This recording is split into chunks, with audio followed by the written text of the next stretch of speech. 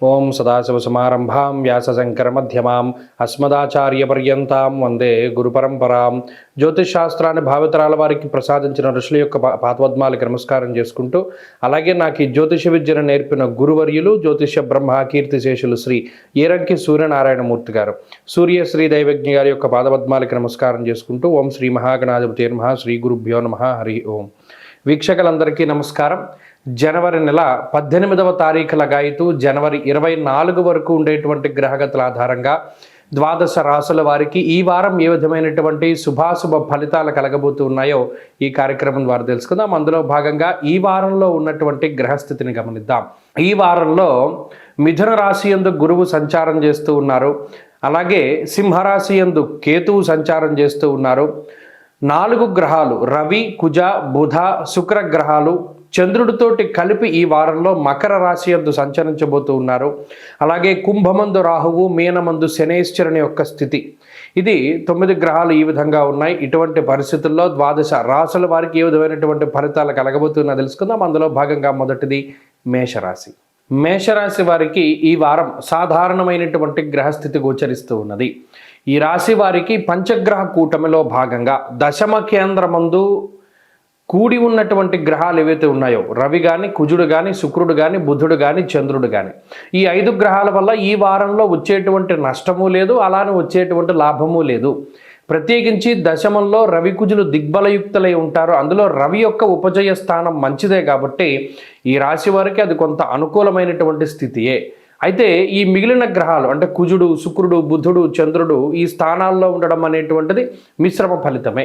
అలాగే ఈ రాశి వారికి రాహువు కూడా లాభస్థానమందు యోగిస్తూ ఉన్నారు. 3 గ్రహాల తాలూకు అనుకూలతలు ఈ వారంలో ఉన్నాయి. అందువల్ల ఈ వారంలో ప్రత్యేకించిన ఎఫెక్ట్ అంతా కూడా వృత్తి ఉద్యోగాల పరంగానే కేంద్రీకృతం అవుతుంది. ఈ వారంలో మేషరాశి వారు ఉద్యోగపరమైనటువంటి, వ్యాపారపరమైనటువంటి లేదా మీ వృత్తికి సంబంధించినటువంటి పనుల్లోనే ఎక్కువగా నిమగ్నమయ్యేటువంటి స్థితిలో ఉంటారు. అంటే ఏదైనా పెండింగ్ వర్కులు చేసుకుంటూ ఉండడమనో, లేదా ఏదైనా ఉద్యోగ పని మీద ఎక్కువగా కాన్సన్ట్రేట్ చేస్తూ ఉండడమనో, ఓవర్ టైం చేయవలసి రావడమనో ఇత్యాది విషయాలు ఎక్కువగా ఈ వారంలో మేషరాశి వారికి కనబడతాయి. లేదా ఉద్యోగపరమైనటువంటి విషయాల కోసమై వేరే అన్యత్ర ప్రాంతాలని సందర్శిస్తూ ఉండడము, లేదా వేరే ప్రాంత నివాసం చేస్తూ ఉండడం ఇత్యాది విషయాలన్నీ కూడా ఈ రాశి వారిలో ఎక్కువ కనబడుతూ ఉంటాయి. అలాగే ప్రధానంగా తృతీయమందు గురువు, ఏలినాటి శని కూడా ఫలితం ఉన్నది కాబట్టి శారీరక శ్రమ అనేటువంటిది అధికంగా ఉంటుంది.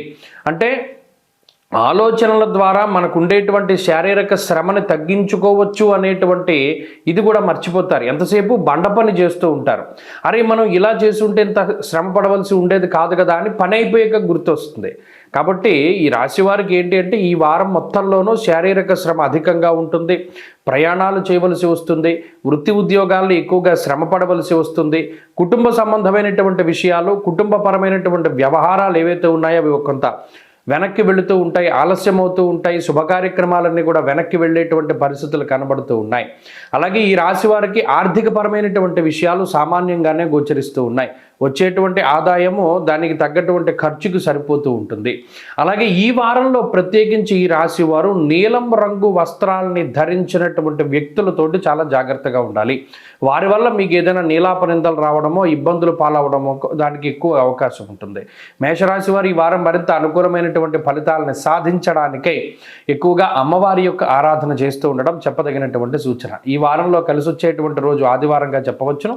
అదృష్ట సంఖ్య 2, అదృష్ట వర్ణము లేత ఎరుపు రంగు. తదుపరి వృషభ రాశి.